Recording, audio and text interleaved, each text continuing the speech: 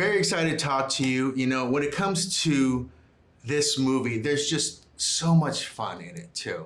And hearing that you giggled to it, I mean, it's one of those things. There's certain directors who, when they love it, they love it. Yeah. So what is it, you know, I like to ask directors, when you have something like this in a movie like this, what was the moment for you where you were like, we got the movie? Like, especially younger indie, with the younger ones, it's like that one moment in an indie film, like, I got it. But even with a bigger film, there's still that, I got that moment. Oh, totally, man. Yeah. I mean, I know with the first movie, the moment that I saw Daniel do the donut whole speech, I was like, oh, we got something here.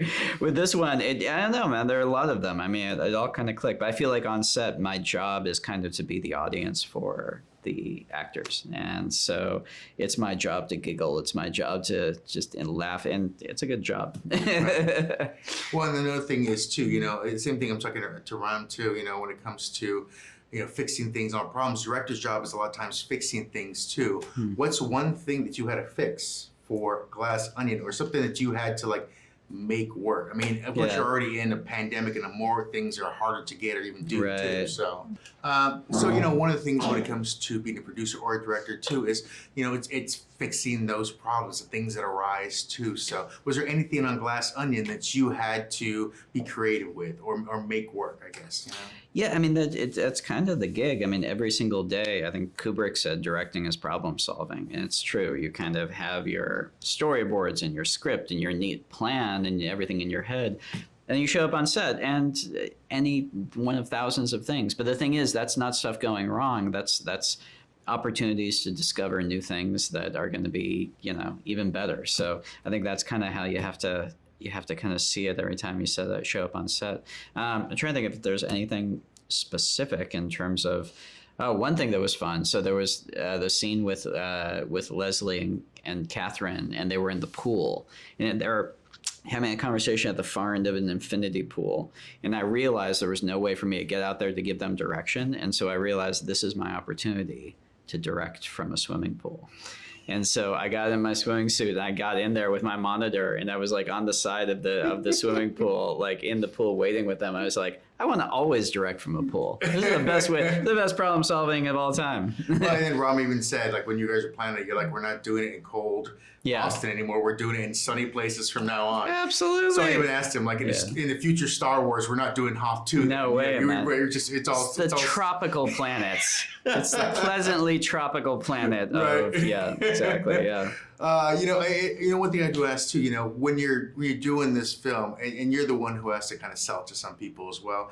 How do you explain this film to like a friend or even an actor when you come to them and you go, you know, this is it. Like some people are just they make their frame in their mind. Yeah. So what's the story? How do you tell them what this Glass Onion is? Well, I mean, it's the nice thing is because we have the first movie, we have a frame of reference in terms of this is the sort of movie that we're trying to do. I mean, to me, what the difference with Glass Onion is, it's in the tradition of The Last of Sheila or Evil Under the Sun or Death on the Nile. It's the glam vacation destination murder mystery, and that's a rich tradition. That's something that's a subgenre that I really love.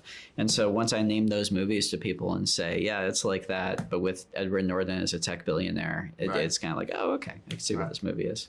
Well, and one of the things too, you know, you look at all those, and it's they have such a seriousness to them. Do you thank yourself for the playfulness of Benoit versus a Poirot or someone else who has a very stout kind of, you know, way of living? He has his little humor too, but I think Benoit allows you to play really too. Well, I'm thankful it allows Daniel to play. To me, that's like been one of the joys of this is because Daniel is such a funny guy and he has so much fun playing this part. And to me, to take an actor, someone who's an actor of that caliber, a movie star also, which are kind of two different things, and he's the whole package, and to set them free on something where they're genuinely having a good time doing it. It's pure joy, you know. The last question I have to ask is, you know, we watched the film and Miles was played beautifully by Edward Norton. There is a huge painting of him that is very Fight Club Tyler Durden-ish. Yeah. So where did your mindset come to giving someone who has such a huge ego, creating that, and then how did you unveil that picture alone or that painting to him? I think he saw it on the set for the first time, and he was like, "Whoa!" And I was like, "If you want it afterwards, it's yours. Hang it up in your kid's bedroom." And This is Daddy when he's working. Oh, so, it's terrifying. Yeah. Yes, 100%. Well, I thank you very much. We look Thanks, forward man. to everything Appreciate coming it. up, and more importantly, I hope everyone in your world is happy and healthy.